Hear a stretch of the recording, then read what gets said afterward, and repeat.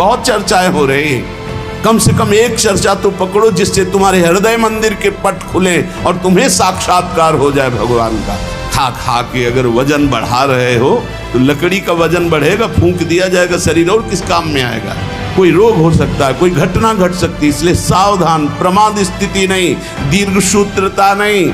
अगर दिनचर्या में व्यवधान तो तुम्हारे जीवन में व्यवधान है, हटा दो, अपनी दिनचर्या में आओ। दिनचर्या ठीक होनी चाहिए। स्मार्ट, बड़े स्मार्ट बने हो, माया से थोड़ी तुम्हारी स्मार्टगिरी चलेगी। बहुत बड़ा प्रभाव पड़ता है, आपको अनजाने में पतन के मार्ग में आपको ले जाएगा। यहां कह रहे हैं जो साधक भगवान के मार्ग में चल रहे हैं उनके लिए सावधानी की बातें हैं, बहुत सावधान होकर सुने और इनसे बचें। जो उपासक इन बातों से नहीं बचता वो अपने लक्ष्य से भ्रष्ट हो जाता है, इसलिए बहुत काम की बात है। पहला है, किसी भी सभा समिति संगोष्ठी में शामिल ना होना जहां एक दूसरे की कटाक्ष हो रही हो, जहां एक दूसरे की निंदा की जा रही हो, जहां ये सब नहीं, इसमें नहीं फंसना। साधक को नहीं फंसना।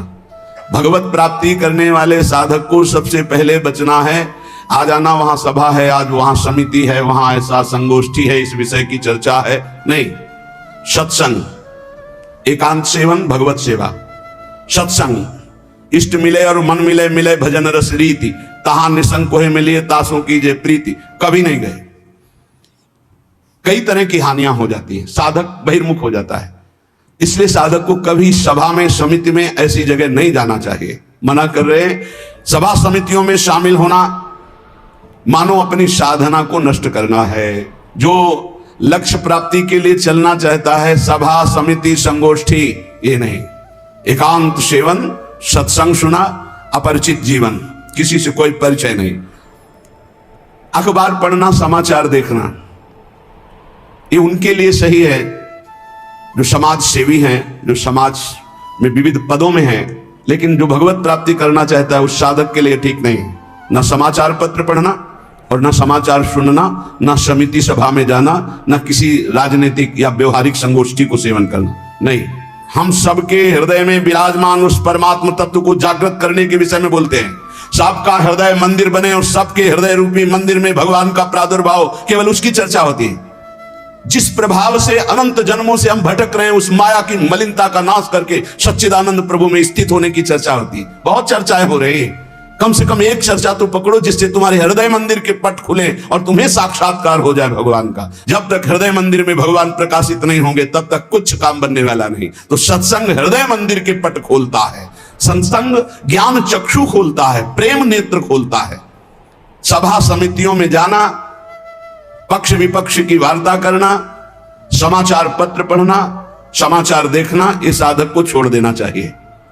दूसरा, कोई भी मनुष्य तुम्हारे जीवन में विशेष अधिकार प्राप्त न कर पावे। कोई भी पूरी सृष्टि में विशेष अधिकार, अरे वो अपने हैं, तो फिर श्यामा श्याम तुम्हारे कैसे रहे? श्यामा श्याम तो तभी अपने माने जाएंगे जब कोई और अपना ना हो। मेरे तो गिरधर गोपाल दूसरों न कोई, सिद्ध महान प्रेम रस में डूबी हुई मीरा जी के वचन है। मेरे तो गिरधर गोपाल दूसरों न कोई। गोस्वामी तुलसीदास जी, एक भरोसो, एक बल, एक आस विश्वास, एक राम घनश्याम हित चातक तुलसीदास। किसी भी मनुष्य से विशेषता पूर्वक आपका संबंध ना होने पावे, स्थान विशेष में आसक्ति ना होने पावे, वस्तु विशेष में स्वाद ना आने पावे। भगवत प्राप्ति करना है तो दूसरी बात, सावधानी पूर्वक। कोई हमारा विशेष नहीं, कोई खास नहीं, कोई वस्तु व्यक्ति स्थान कोई विशेष हमारे नहीं। जहां राखो तहां रहो, मान सुख रास है। जहां मेरे स्वामी जैसे रख रहे हैं वैसे रह रहा हूं। मेरा नहीं, मेरे स्वामी का, जब चाहे तब हटा दे, जब चाहे तब रख ले, उनकी बात है। वस्तु जैसा चाहो वैसा भेज दिया, वैसा हम उसका सेवन कर रहे हैं। हमारे लिए कोई खास वस्तु नहीं, मेरे स्वामी ने भेजा इसलिए बात है। तीसरी, मठ या आश्रम की स्थापना करके उसके विषय में चिंतन करना और धन आदि की चाह करना, यह साधक भगवत प्राप्ति से भ्रष्ट होने की वृत्ति है। यह सिद्धों का कार्य है, साधकों का नहीं। मठ आदि की स्थापना करना ये सिद्धों का कार्य, आचार्यों का कार्य है। आश्रम आदि की निर्माण वृत्ति करके फिर उसके संचालन के विषय में चिंतन करना, फिर रुपया पैसा इकट्ठा करना, और जब मर गए तो बाद में जो 4 शिष्य हैं आपस में झगड़ा करना, मुकदमाबाजी शुरू होना। बचो इससे।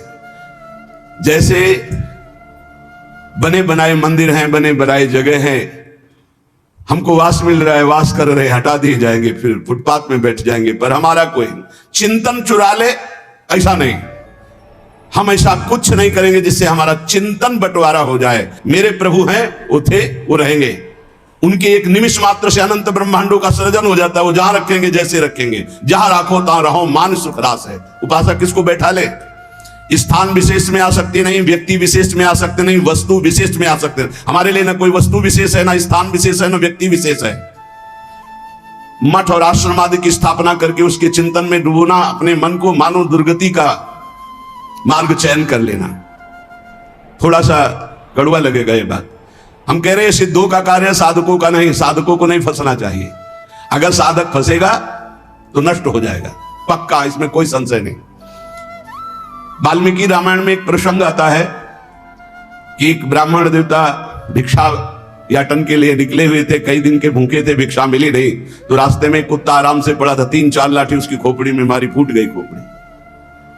उस समय राजाधिराज चक्रवर्ती महाराज अनंत कोटि ब्रह्मांडों के स्वामी भगवान श्री राम सिंहासन पर विराजमान थे। दरवाजे से आवाज मारी, सेवक ने कहा एक कुत्ता अपनी प्रार्थना करना चाहता है।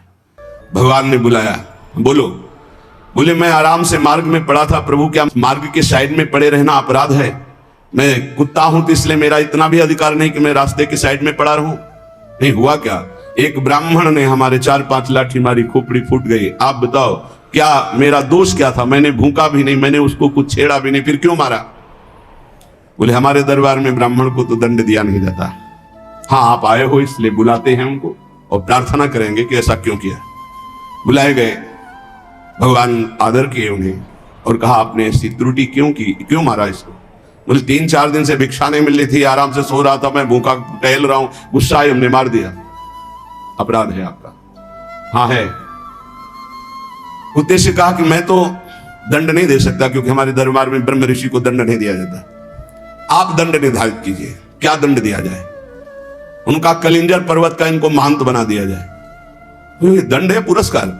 जिसको मांगने से भी भिक्षा नहीं मिलती, वो कलिंजर पर्वत के बहुत बड़े आश्रम का महंत बन जाएगा आगे चलकर, तो ये तो पुरस्कार मिला, ये तो दंड थोड़ी। बोले नहीं प्रभु, मैं मानते ही हूं, पूर्व का मैं मानते ही हूं, जो कुत्ता बना हूं, ये जब कुत्ता बनेगा ना तब इसको समझ में आएगा। सीधे कुत्ता ना कह करके इसको हमने, अगर साधक ये सिद्धों का खेल है, जो स्वात्मानंद में मगन है वो पूरा साम्राज्य चला सकते हैं, लेकिन जो साधक है अगर इस प्रपंच में फंसा तो मारा जाएगा। जब तक भगवत साक्षात्कार न हो तब तक होश में मठ और आश्रम आदि की स्थापना करके उसके चलाने की चिंता करना, ये सब बिल्कुल परमार्थ से भ्रष्ट कर देने की बात है।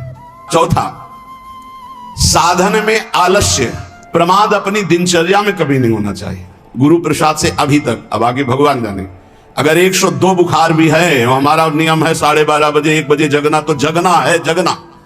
पैदल आते थे, अब ठीक उसी समय राउंड लगा के अपनी दिनचर्या है, अपनी दिनचर्या में 1 मिनट का फर्क नहीं। या तो आराम से सो सकते हैं, नहीं आराम कहां, जब तक शरीर में श्वास है आराम नहीं। इसको ऐसे रगड़ा जाता है जैसे कंजूस मालिक नौकर से, ऐसे इस शरीर का प्रयोग किया जाता है। एक एक श्वास बचा बचा के भगवान के चरणों में, और खूब मेहनत करा इससे। ये किस काम में आएगा? खा खा के अगर वजन बढ़ा रहे हो तो लकड़ी का वजन बढ़ेगा, फूंक दिया जाएगा शरीर, और किस काम में आएगा? न उठने में सुविधा, ना दिनचर्या में सुविधा। जब शरीर बढ़ जाता है ना, अरे थोड़ा कम खाओ, खूब इसको व्यायाम प्राणायाम और अपनी दिनचर्या मेहनत करो, खूब नाम जप करो, भजन करो, इसके लिए मिला है। बोले साधन में आलस्य नहीं होना चाहिए, अपनी दिनचर्या में प्रमाद नहीं होना चाहिए। किसी भी साधक, दिनचर्या में प्रमाद का मतलब है अपने जीवन को नष्ट करना। ये नींद अच्छा है यार, राधा राधा रटना अच्छा है, हम कहते थोड़ा सो लो। नींद में केवल सुख जो मिलता है वो 5-6 घंटे संसार का चिंतन छूट गया इस बात का है। तो तुम बैठे बैठे जागृत में यदि ऐसा अभ्यास बना लो, उसे समाधि कहते हैं। न जागृत है, न स्वप्न है, न सुषुप्ति है, भगवदाकार वृत्ति है। इसी के लिए तो हमारा मानव जीवन हुआ है। साधक अपनी साधना में प्रमाद न करे। कभी 3 बजे, कभी 4 बजे, कभी 5:30 बजे, कभी 2 बजे, ऐसी दिनचर्या ने एक राइट दिनचर्या, 2-4-5 मिनट की बात अलग, पूरे जीवन आजीवन एक दिनचर्या चलनी चाहिए साधक की। फिर कर लेंगे प्रमाद, दीर्घ सूत्रता, ये नहीं होना चाहिए। 11 माला कहा है, आज 5 माला हुए, कोई कल 11 और 6, फिर कल जब 11 और 6 पूर्ति कर रहे तो 6 पूरे, 11 फिर आगे कर। धीरे धीरे नियम ही खत्म हो गया, खत्म। हम कभी इस बात से राजी ना हो कि हमारा मन भजन के लिए आगे टालता है। जब हम दीक्षा देते हैं तो इतना जरूर कहते हैं कि 11 माला गुरु मंत्र के अधिक जपो तुम्हारे सौभाग्य का विषय पर। हमारा नियम 11 कम से कम प्रारंभिक स्थिति में, 12 पद कम से कम चतुरासी जी के पूरी पाठ कर जाओ, तुम्हारे अहो भाग्य, धन्य भाग। रो रो कर जब नाम पुकारते हैं तब कृपा होती है। पता नहीं कौन सी परिस्थिति ऐसा आ जाए कि लाद कर तुम्हें धाम से बाहर फेंक दिया जाए। हाँ, कोई रोग हो सकता है, कोई घटना घट सकती है, इसलिए सावधान। प्रमाद स्थिति नहीं, दीर्घ सूत्रता नहीं, अपने दिनचर्या में कोई फर्क नहीं पड़ना चाहिए। जिसकी दिनचर्या ठीक नहीं है, पूज्य सदगुरुदेव भगवान के वचन, साधु की पहचान उसकी दिनचर्या से होती है। जिसकी दिनचर्या राइट टाइम फिक्स चलती है, साधुता ठीक चल रही है। अगर दिनचर्या में व्यवधान, तो तुम्हारे जीवन में व्यवधान है, हटा दो, अपनी दिनचर्या में आओ। दिनचर्या ठीक होनी चाहिए। गुरुजनों के वचनों में, शास्त्र के वचनों में अविश्वास, अश्रद्धा या उपदेश दिए हुए कार्य के लिए निश्चय की कमी। आपको ऐसा करना है, हाँ हाँ कर लेंगे, नहीं वही करना है जो आज्ञा हो गई, बस सब बात बन जाएगी। 5वां, कोई तुमसे विजय प्राप्त करने आया है शास्त्रार्थ के लिए, पहले ही हाथ जोड़कर हार जाओ। अगर भगवत प्राप्ति करनी, परास्त करने की कोशिश मत करो।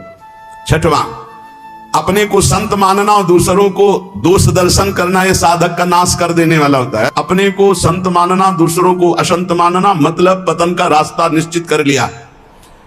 आचार्य चरण कह रहे, क्वा हम तुच्छा परम अधमा प्राण हो गर्ह कर्मा, कहा मैं तुच्छ अधम अपराध करने वाला। अपने को असंत और दूसरों को संत माने। 7वां, दूसरों के दोष देखना और उनको प्रकाशित कर देना, यह केवल गुरु की वृत्ति में होना चाहिए। वो अपने शिष्यों के दोष देखकर उसे प्रकाशित करके नष्ट कर दे। बकाया साधक को ये कभी वृत्ति नहीं रखनी चाहिए कि दूसरों के दोष देखकर और उनको प्रकट करना, चुगली करना। अगर साधक किसी के दोष देखता है तो उसी के सामने उसको फटकारे, तब तो मित्र माना जाएगा। और उसके चले जाने के बाद यदि पीछे चर्चा करता है तो उसे निंदा करते हैं, निंदा करने से पाप लगेगा। तुम्हारे अंदर वही दोष बहुतायत मात्रा में जागृत हो जाएगा। शब्द याद कर लो। अगर किसी के प्रति तुम्हारा दोष दर्शन है तो उसी के सामने कहो उससे, ए भाई, हमने सत्संग में सुना है, ये जो तुम्हारी बात है ना, ये ठीक नहीं है, इसको सुधार कर लो। तो निंदा नहीं मानी जाएगी। वो चला गया, इसके बाद आप उसकी चर्चा करते हैं, अब ये पाप होगा। पर निंदा की आवत नहीं कछुआत, मूर्ख पर्वत पाप को ले चल अपने साथ। 8वां, किसी भी मनुष्य का ना शरीर से अपमान, ना वाणी से अपमान और ना मन से उसके नाश का चिंतन। जो तुम्हारा अहित कर रहा है, तुम्हारी निंदा कर रहा है, तुम्हारा अपमान कर रहा है, तो तुम्हें लौट कर अपमान नहीं करना। यह सिद्धांत है भगवत प्राप्ति का। और मन से संकल्प नहीं बनाना कि भोगोगे, क्योंकि तुम भजन करते हो। अगर ऐसा सोचे तो वो भोगेगा जरूर, लेकिन तुम्हारा भजन भगवत प्राप्ति के योग्य नहीं रह जाएगा। 9वां, पर चर्चा, बैठकर सदैव दूसरे के विषय की चर्चा। ये साधकों में कुछ दोष होते हैं, इसलिए इसका सुधार करना चाहिए। पर चर्चा, पर निंदा से साधक को बहुत बचना है। ये जबान बहुत दुष्ट है, इसको रोको, वाणी को रोको। वाणी एक अमोल है, जो कोई बोले जान, हे तराजू तौल के तब मुख बाहर आन। और 10वां, सीरियल, नाटक, सिनेमा, नौटंकी, ये सब साधक नहीं। असत साहित्य नहीं पढ़ना, नहीं देखना, नहीं सुनना, बहुत बड़ा प्रभाव पड़ता है। इससे बहुत बड़ा प्रभाव पड़ता है, बहुत बड़ा प्रभाव पड़ता है। आपको अनजाने में पतन के मार्ग में आपको ले जाएगा। आपको सुनना है सत्संग, तो सुनने वाला यंत्र रखिए। ये सुनने के लिए ये जो टच वाला मोबाइल है, बचो इससे। पक्की बात है, इसको हम बहुत प्रार्थना पूर्वक निवेदन करते हैं कि साधक जो घर से निकला है भगवत प्राप्ति के लिए, टच वाले मोबाइल से बचे। जहां भगवत प्राप्ति की लालसा से आपने वैराग्य लिया, वहां भोगों की लालसा पैदा कर देगा। जहां आप खोले मोबाइल तो आपके ऑप्शन ही ऑप्शन है, और मन कभी भगवत ऑप्शन सुनना चाहे तो बड़ा पवित्र मन होता है। हाँ, ये संसारिक बात है, इसमें क्या है? अच्छा, इसमें क्या है? ढूंढते ढूंढते वहां पहुंच गए जहां नहीं पहुंचना चाहिए, और आपको नष्ट कर देगा। सत्संग सुनना है तो यंत्र रखो सत्संग सुनने का। अगर आपको सही माने में मोबाइल का ही प्रयोग करना है, बहुत जरूरी है, तो हम कहते हैं छोटा वाला मोबाइल रखो। लेकिन नहीं, स्मार्ट, बड़े स्मार्ट बने हो, माया से थोड़ी तुम्हारी स्मार्ट गिरी चलेगी। माया तुमसे ज्यादा स्मार्ट है, उसी स्मार्ट में फंसा देगी। स्मार्ट है तो कहते हैं उसे स्मार्ट मोबाइल कहते हैं। हाँ, तुम्हारी स्मार्ट गिरी नहीं चलेगी माया के आगे। वो एक दृश्य दिखाकर, मछली के मैथुन को देखकर 100 भरी महात्मा जल में समाधिस्थ रहते थे, साधना भ्रष्ट हो गई। अजामिल लकड़ी लेने गया था, वैश्यागमन देख करके उसकी बुद्धि भ्रष्ट हो गई, उसी वैश्या में आसक्त हो गई। प्रार्थना है, बहुत है बिना मोबाइल के नहीं चलता तो 1800 वाला ले लियो, 2000 का जो नहीं आता इतना भाई। बहुत है बात करनी, कहीं कोई तुम्हारा पदाधिकारी हो तो भाई देख लो। नहीं तो हमें प्रार्थना करनी है साधकों से, स्मार्ट से बचो, बहुत स्मार्ट है वो, तुम्हें फंसा लेगा, भगवत मार्ग से गिरा देगा, पक्का गिरा देगा। मान लो हम कह रहे हैं, लेकिन कोई नहीं मानने के लिए तैयार है। और किससे बात करनी? श्री जी के लिए स्मार्ट काम नहीं करेगा, वहां फोन बात होगी नहीं, वहां तो राधा नाम काम करेगा, राधा राधा राधा राधा राधा। हाँ, कुछ ऐसी आवश्यकताएं हैं जिनकी जरूरत है, क्योंकि बिना उसके काम नहीं चल सकता। तो हम कह रहे जहां तक हो सके, और अगर किसी को बहुताई की रखना है तो बहुत हिम्मत करो, कसम खा लो कि कभी हम और क्षेत्र में नहीं जाएंगे। बहुत बड़ा क्षेत्र है। आज कोई भी व्यक्ति हमको प्रायः ऐसा नहीं दिखाई देता जिसकी कनपटी में मोबाइल ना लगा हो। भगवान का यह बहुत विचित्र कलयुग, भगवान ने ये यंत्र चलाया है, बहुत विचित्र। ये भगवान की बहुत माया चली। तो कह रहे नाटक, सिनेमा, फिल्म, सीरियल, समाचार, बचो भाई। अगर भगवत प्राप्ति करना है तो थोड़ा सावधान हो जाओ। 11वां, शास्त्र विरुद्ध कोई भी आचरण ना हो, नहीं तो भय को प्राप्त हो जाओगे। बड़े शेर दिल होकर के भी तुम्हें गुलामी ऐसे की सहनी पड़ेगी जो तुम सोच नहीं सकते। अगर अशास्त्रीय थोड़ा भी कर्म हुआ तो वही तुम्हें रौंद देगा। एक छोटा सा, एक नीच प्रवृत्ति वाला तुम्हारे ऊपर शासन कर लेगा। हमारी बात को समझना, जो लिखा है, शास्त्र विरुद्ध कोई भी आचरण तुम्हारे शेर दिल को रौंद देगा। शेर दिल का मतलब समझते हो? साधु सिंहवत होता है, बिल्ली बना देगा। वही तुम्हें डाउन होना पड़ेगा, वही तुम्हारी हंसी उपहास, वही तुम्हारी निंदा हो जाएगी, अशास्त्रीय आचरण। 12वां, बड़ों के आने पर खड़े हो जाना चाहिए, नहीं तो प्राण शक्ति कमजोर होती है। अपने से पूज्य और बड़े जन आवे तो हाथ जोड़कर खड़े हो जाने से हमारी प्राण शक्ति मजबूत होती है। पक्का मानो, ये जो दिल कमजोर हो रहे हैं ना, इसका कारण खान पान व्यवहार अशास्त्रीय, ये जो सुबह 8-10 बजे तक सो रहे हैं, आयु नष्ट हो रही, ये जो नाना प्रकार के बाहरी भोजन कर रहे हैं, इनसे अपने यंत्र कमजोर हो रहे हैं, जो अशास्त्रीय कार्य हो रहे हैं उनसे जीवनी शक्ति नष्ट हो रही, प्राण शक्ति कमजोर हो रही। पक्का मानिए, आज प्रायः लोग ऐसा ही है कि 1-2 बजे रात्रि के सोते हैं और 8-10 बजे जगते हैं। हमारी प्रार्थना है भुवन भास्कर उदय हो रहे हैं और आप सो रहे हो, तो आपकी श्री कीर्ति, यश, पवित्रता, प्राण शक्ति, जीवन शक्ति, इन सब का नाश हो रहा है। अरे प्रातः काल भगवान उदय हो रहे हैं, हाथ जोड़कर प्रणाम मात्र कर लो, नार्घ दो तो प्रणाम तो कर लो, भुवन भास्कर पधारे सूर्य नारायण। लेकिन नहीं, 10-11 बजे तक सोते, प्रायः दिनचर्या बन रही। सही माने में 10 बजे सो जाओ, 11, 12, 1, 2, दिन में 1 घंटा विश्राम। जिसको दिन में विश्राम नहीं तो 9 बजे सो जाओ। 5 घंटे सो जाना बहुत होता है, 5 घंटे बहुत। अभ्यास योग युक्तेन, जैसा आप अभ्यास कर लो वैसा। आपने अभ्यास कर लिया 3 घंटे में तो 24 घंटे में 3 घंटे में काम हो जाएगा। आप अभ्यास कर लो। अरे साधना एक बार सोने का समय दे दिया, इसके बाद बस फिर नींद नहीं आनी चाहिए, फिर नींद नहीं आनी चाहिए हर समय ऐसे नींद। और 13वां, किसी भी वस्तु से या जीव से घृणा नहीं करनी। हमें प्रयोग नहीं करना, हमें घृणा नहीं करना किसी भी वस्तु से, किसी भी जीव से। सब भगवान की सृष्टि, हमारे लिए जो आदेश है हम उसका खान पान करेंगे, उसका पालन। हमें घृणा किसी से नहीं, किसी से नफरत नहीं।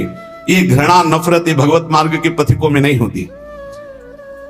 विपत्ति में घबरा करके किसी और से सहयोग मांग लेना, ये बहुत खास बात है। बैठे रहो, प्रभु देखते हैं, बने तो आपसे बने, नहीं तो बिगड़ जाए, देखेंगे आप कैसे बना, पक्का गिरते गिरते गोद में हो जाओगे।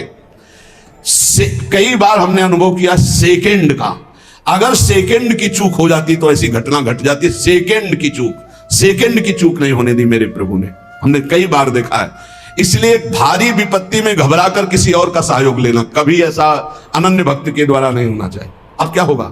वही होगा जो प्यारे राम जी को भाएगा, और राम जी मंगलमय है, पक्का मंगल ही होगा, अमंगल नहीं हो सकता। भक्तों का सदैव ऐसा ही होता है। वही होगा जो हमारी प्रियालाल चाहते, वही होगा जो हमारे इष्ट चाहते। इष्ट मंगल भवन है, अमंगल हो नहीं सकता। भारी संपत्ति प्राप्त हो तो फूलना नहीं। अब तो वैसे सही बात देखो, जो भगवान का भजन करते हैं उनके लिए हर कोई वस्तु हर्ष वाली नहीं होती। किसी में हर्ष होता है, बहुत सी बढ़िया चीज मिल गई, सब हर चीज नाशवान है। हर चीज, हर वस्तु, यहां जितना दुखालयम अशाश्वतम नाशवान, यहां की कोई वस्तु हर्ष देने वाली है, सुख देने वाली है, प्रतिपल नष्ट हो रही। पर ज्ञान सही है नहीं है, इसलिए हम हर्षित हो जाते हैं कि हमको अमुक वस्तु मिल गई, अमुक व्यक्ति मिल गया, अमुक पदार्थ मिल गया। किसी भी कारणवश अकस्मात आपकी बात सिद्ध हो जाती है, जो आप कह दिए, तो आप उसके सिद्ध हो जाने पर जो आपने कहा, आपको दुख होना चाहिए। आपने जो चाहा वो हो गया, आपने जो मांगा वो हो गया, आपने जो कहा वो हो गया, तो आपको दुख मानना चाहिए। नहीं, ये अगर बात मेरे अंदर आ गई तो मैं भगवत प्राप्ति नहीं कर पाऊंगा, इस बात का दुख होना चाहिए।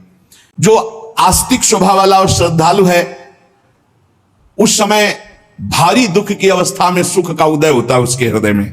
ध्यान दीजिए, कहा है कई बार सत्संग में कि जो भगवत मार्ग का पथिक है उसकी जब मृत्यु होती है तो जन्मत मृत दुषा दुख हो, ये नहीं होता। जैसे विशाल हाथी के गले से फूलों की माला टूट जाए, उसे पता भी ना चले। तो कह रहे हैं उस समय उसके हृदय में एक अद्भुत सुख प्रकट होता है, और वो सुख पूर्वक शरीर छोड़ता है, सुख पूर्वक मृत्यु को प्राप्त होता है। सुख पूर्वक मरना, आनंद पूर्वक। जैसे स्वप्न में इस शरीर का भाग नहीं रहा, नहीं रहता, सैया में पड़ा है, ऐसे स्वप्नवत शरीर छूटा, और वो जो देवता की, जिस इष्ट की आराधना की, वो वहीं प्राप्त हो जाता है जाकर।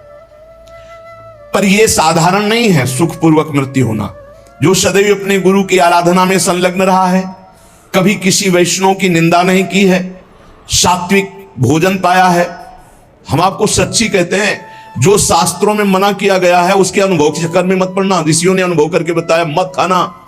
भजन में अगर चलना है तो प्याज, लहसुन, मसूर की दाल, जो जो भी मना किया गया, मान लो ब्रह्म ऋषियों ने जो जो निषेध किया है वो नहीं पाना चाहिए। यहां कह रहे हैं जो गुरु की सेवा में संलग्न है, जो किसी की निंदा नहीं की, और जो सात्विक आहार करता है, सतोगुणी आहार करता है, और जो लज्जाशील है और भगवान की शरण में है, मृत्यु के समय उसे कष्ट नहीं होता, उसे कष्ट नहीं होता। जो सात्विक आहार करता है, गुरु सेवक होता है, कभी किसी की निंदा नहीं करता है, उदार वृत्ति होती है, जो गुण गंभीर स्वभाव वाला होता है, भगवान का आश्रय लिए होता है, वो अंतिम समय सुख पूर्वक मरता है। भाई जी कैसे गए? जैसे कोई गाड़ी में चढ़ने जा रहा हो, सबसे ऐसे मिलके, अगर मन वचन शरीर से कभी किसी को कुछ भी दुख पहुंचा हो तो आज मैं राधा माधव के पास जा रहा हूं, मुझे क्षमा कर देना। भाई जी महाराज बड़ा करुण क्रंदन, निज जन सब एकदम आर्त भाव, भाई जी सबसे ऐसे हाथ जोड़ते हुए, ये मृत्यु है। और इधर पूज्य पंडित गया प्रसाद जी ने देखा पालकी में नवीन सखियां और एक नई किशोरी बैठी हुई, देखा रहे तो भाई जी महाराज जा रहे हैं वृंदावन। गिरिराज जी की तलहटी में देखा कि भाई जी महाराज आ रहे हैं वृंदावन। तो हे पिताश्री, जो मनुष्य कामना से युक्त होकर के, क्रोध से युक्त होकर, द्वेष से युक्त होकर अपने धर्म का त्याग कर देता है, शास्त्र की, गुरु की आज्ञा का पालन नहीं करता है, वो मृत्यु के समय भयानक दुख को प्राप्त होता है। उस समय सब चतुराई विस्मृत हो जाती है। अब उस समय क्या आएगा चिंतन में? वही बनना पड़ेगा जो आ जाएगा। जिन्होंने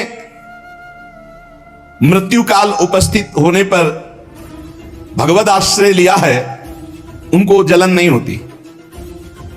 जिन्होंने जीवन में किसी की भी मृत्यु का अवसर समय, तभी कहते हैं ये लाभ एक बार जरूर सब ले, आसपास कोई पशु पक्षी मनुष्य मरणासन में हो, उसके पास जाके नाम सुना दो, चरणामृत पिला दो, वृंदावन की रज लगा दो।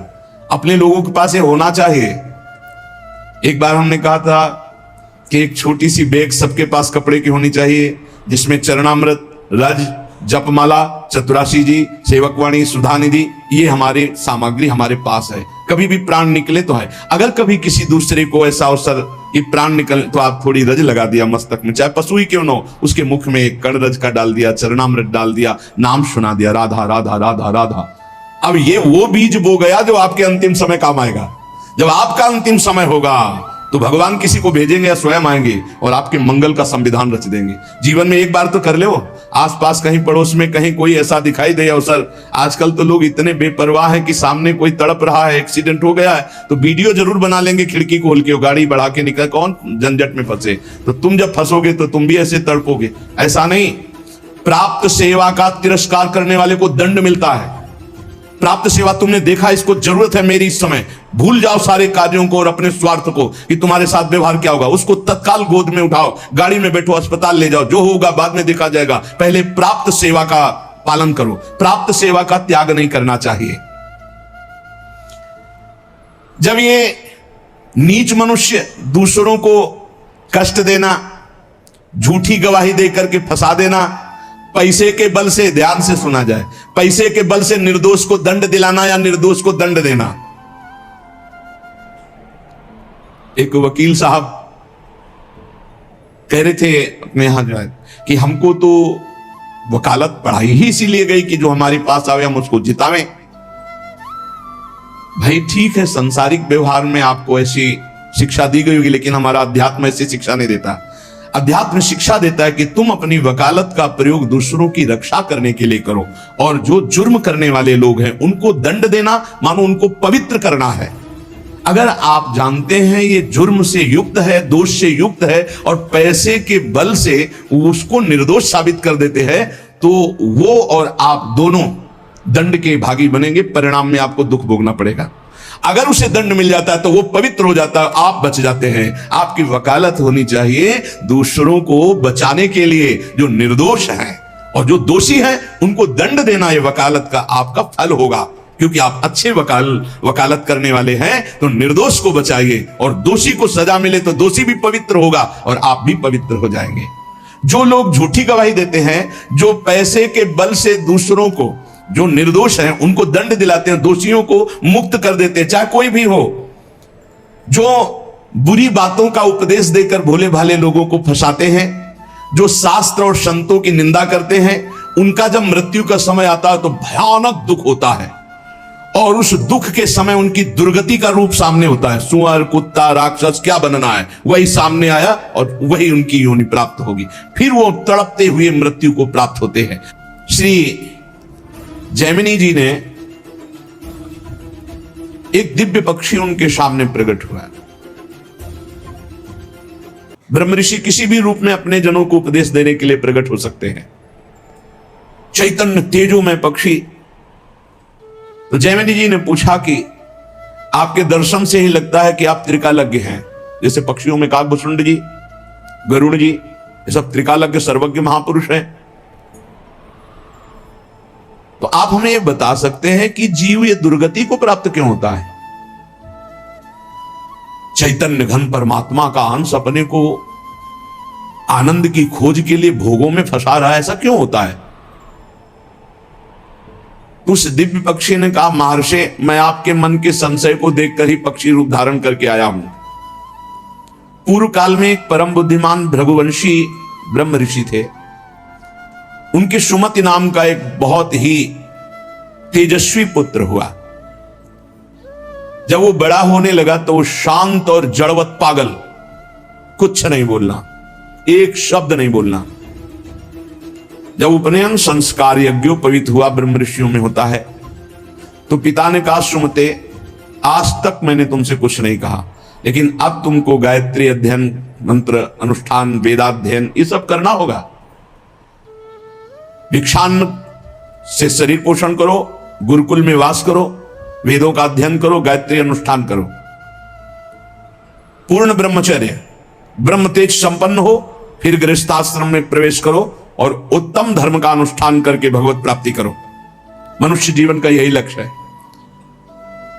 प्रथम चरण जिंदगी का जिसका ब्रह्मचर्य से जाता है, पूरा जीवन आनंदमय होता है। आज ऐसी दुर्दशा हो रही है कुसंग से, कुछ मोबाइल का कुसंग, कुछ बच्चों का ऐसा कुसंग की क्रम बाई क्रम ये रोग फैलता चला जा रहा है। ब्रह्मचर्यहीनता, ब्रह्मचर्य का त्याग, सर्वतोभावेन ब्रह्मचर्य का नाश ही आज के बच्चे सुख मान रहे।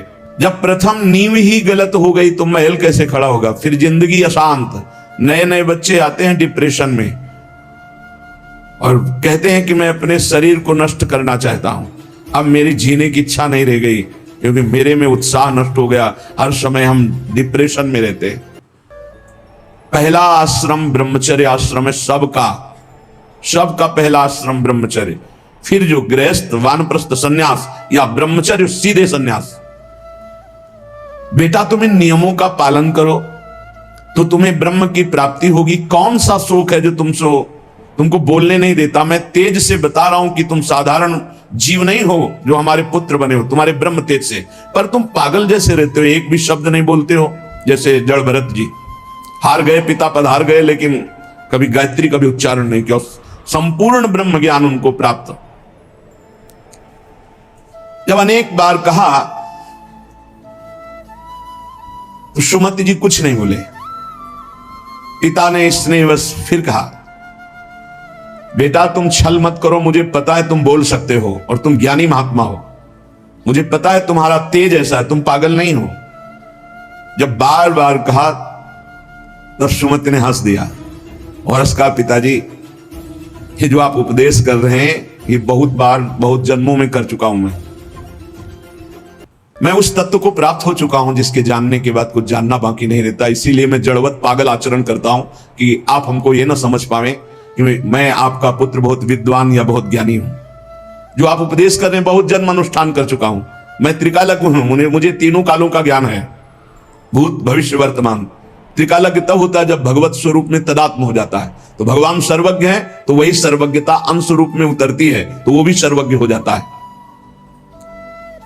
मैंने बहुत से शास्त्रों का ज्ञान प्राप्त किया, वो अक्षरशः मुझे सब भगवत कृपा से स्मृति में व्याप्त है।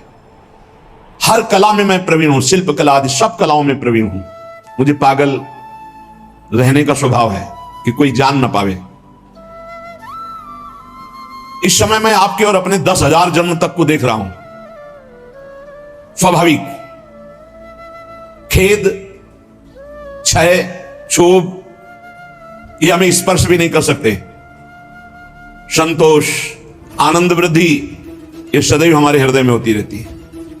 शत्रु मित्र इनका मुझे भान भी नहीं, सब में एक ब्रह्म व्याप्त है, ये अनुभव है। पिताजी आप पत्नी और पुत्र के संयोग वाले हैं। आप मुझे पुत्र भाव से देख रहे हैं। अनेक बार तुम हमारे बेटा बन चुके हो। मैं 10,000 जन्म तक तो ऐसे ही देख रहा हूं, स्वाभाविक। अगर ध्यान करके देखो तो लाखों जन्मों को देख सकता हूं। कई बार तुम हमारे पुत्र बन चुके हो, कई बार पत्नी बन चुके हो। वो तो बहुत आश्चर्य में हो रहे कि अभी तक तो बोला नहीं, बोला तो इस कोटि का बोला। तभी भगवत ऋषि जी कहते हैं हर समय मौन रहे, बोले ना बोले तो हृदय की ग्रंथि खोले, जड़ चैतन्य का भेद मिटा दे, वो महाभागवत होता है। पिताजी मैंने हजारों बार महान से महान सुख और महान से महान दुख भोगे हैं जो मेरी स्मृति में है। लाखों माताओं के गर्भ में विष्ठा और मूत्र के बीच में मैं पला हूं, मुझे याद है। अपने लोगों को इसी जन्म का याद नहीं है। इसी जन्म में जो मां के गर्भ में थे याद नहीं, कोई घटना, कोई दुख, एक पाई भर भी स्मृति नहीं। इतने ज्ञानी हैं। सोचो, ये महाराज सुमति जी कह रहे हैं कि मुझे 10,000 वर्ष का तो ऐसे ही दिखाई दे रहा है, अगर ध्यान धरूं तो लाखों जन्म का बता सकता हूं। मैंने लाखों बार माताओं के गर्भ में विष्ठा और मूत्र के बीच में पला हूं, मलाशय और मूत्राशय के बीच में। मैंने लाखों प्रकार के रोगों को भोगा है, हर योनियों में मुझे ज्ञान है। गर्भावस्था में जो दुख होता है बड़ा अपार दुख होता है। मैंने बचपन, जवानी, बुढ़ापा सबको देखा है। मैं हर योनियों में गया हूं, मुझे हर योनि का पशु, मृग, कीट, पक्षी, मनुष्य, स्त्री, देवता सब बना हूं। मैंने हर सुख को देखा है, स्वामी का सुख, भृत्य का, दास का, इंद्र का, दरिद्रता का। मैं कई बार स्त्री भी बनाऊं, कई बार पुरुष भी बनाऊं, मैंने सब सुख देखा है। आप जो पूछ रहे कि तुम जड़वत क्यों रहते हो, मौन क्यों रहते हो, मैंने सब देखा है। पिताजी राग, हर्ष, भय, उद्वेग, क्रोध, अमर्ष, वृद्धावस्था, मृत्यु, सबके दुख का मुझे ज्ञान है। जब इस तरह प्रसन्नता से हृदय भर गया पिता का कि मेरा जो अनुमान था कि तुम कोई बहुत बड़े महात्मा हो, तेजस्वी, तुम पागल का केवल स्वांग कर रहे हो, ये सत्य हुआ। मैं धन्य हुआ जो तुम्हारे जैसा पुत्र प्राप्त किया। उन्होंने विस्मय से गदगद वाणी में कहा, बेटा ये ज्ञान तुमको कहां से प्राप्त हुआ? मैं भी तो साधना करता हूं, मैं भी ब्रह्म ऋषि हूं। तुम जड़ता का स्वांग कर रहे थे, इतने बड़े ज्ञानी महात्मा हो कि तुम्हें दसियों हजार वर्ष जन्म की बात याद है, फिर तुम जड़ता का भाव धारण करके मेरे यहां जन्म क्यों लिया? जब इतने सिद्ध हो तो तुम्हें मुक्त हो जाना चाहिए। क्या किसी मुनि का शाप है या देवता का शाप है जो तुम हमारे यहां पुत्र हुए? ये ज्ञान तुम्हारा दिव्य है, तुम्हें मुक्त हो जाना चाहिए, तुम जन्म क्यों लिए? मैं ये रहस्य जानना चाहता हूं, बड़ा कौतूहल है मुझे। पुत्र ने कहा सुमति जी ने कि पिताश्री, पूर्व जन्म में मेरे साथ जो घटना घटी जिसके कारण मैं जन्म लिया, वो मैं तुम्हें बताता हूं। पूर्व काल में मैं निरंतर परमात्मा का ध्यान करने वाला महात्मा था, ब्रह्म ऋषि, अध्यात्म विद्या में पराकाष्ठा को पहुंचा हुआ महात्मा, समस्त अष्टांग योग से सिद्ध। देख लो, निरंतर भगवत अभ्यास में लगे रहना, संत पुरुषों का ही संग करना, अपने स्वभाव विचार परायण रखना और तत्वमसि इस महावाक्य की स्थिति प्राप्त करना। परमात्म तत्व में मेरी हर समय अभ्यास से स्थिति हो रही थी। बड़े बड़े साधक मेरे शिष्य बनने लगे। मैं बड़े बड़ों का प्रश्न का संदेह निवारण करता और मैं आचार्य पदवी पर बैठ गया। पर मेरा एकांत सेवन, भगवत चिंतन, इस पे बाधा पड़ गई। दैवात किंचित बचा हुआ अज्ञान मेरे अभ्यास में बाधा डालने लगा। मेरा ब्रह्म भाव में जो रति हो रही थी पलट गई। हो रही थी, पूरी हुई नहीं थी। अगर हो गई फिर नहीं पलट सकती।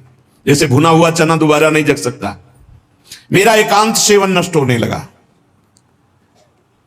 मेरे सद्भावनाएं नष्ट होने लगी और मैं संभल नहीं पाया और प्रमाद स्थिति में मेरी मृत्यु हो गई। पर मैं सत्य में जीवन व्यतीत किया था, उसके प्रभाव से मुझे पुनः ब्रह्म ऋषि कुल में ही जन्म हुआ और मैं पुनः ही ब्रह्म ऋषि। अब मैं किसी को उपदेश नहीं करूंगा, इसीलिए मौन रहता हूं पागल जैसा। ना चेला बनाऊंगा ना किसी को उपदेश करूंगा। इसीलिए मृग में आसक्त होने के बाद जड़ भरत जी ने भी यही स्वरूप रख कि डर गए कि फंस जाऊंगा, हरी घास भी नहीं खाई। बहुत सावधानी की जरूरत है। मुझे ब्रह्म चिंतन के प्रभाव से दसियों हजार वर्ष जन्मों की बात अब भी स्मृति में है। वो बहुत सावधानी की जरूरत है। एकांत का अपना साधन यदि छिन जाए तो कुछ भी बाधा पहुंचा सकता है, वो चाहे मृग हो चाहे चेला हो। बहुत संभल के इस मार्ग में चला जाता है। मेरी स्मृति धूमिल नहीं हुई जैसे जड़ भरत जी की भी स्मृति धूमिल नहीं हुई। हिरण के भी जन्म में वो भजन परायण रहकर ब्रह्मबोध संपन्न महापुरुष के रूप में जन्मे। पिताजी, पूर्व जन्म के अभ्यास में मैं जितेंद्री था, इसलिए अब भी मैं जितेंद्री ही हूं। केवल प्रमाद स्थिति आ गई, चिंतन में प्रमाद, बहुत सावधानी। अब भविष्य में मेरा जन्म नहीं होगा क्योंकि मैं सावधान हूं, अब प्रमाद नहीं होने दूंगा।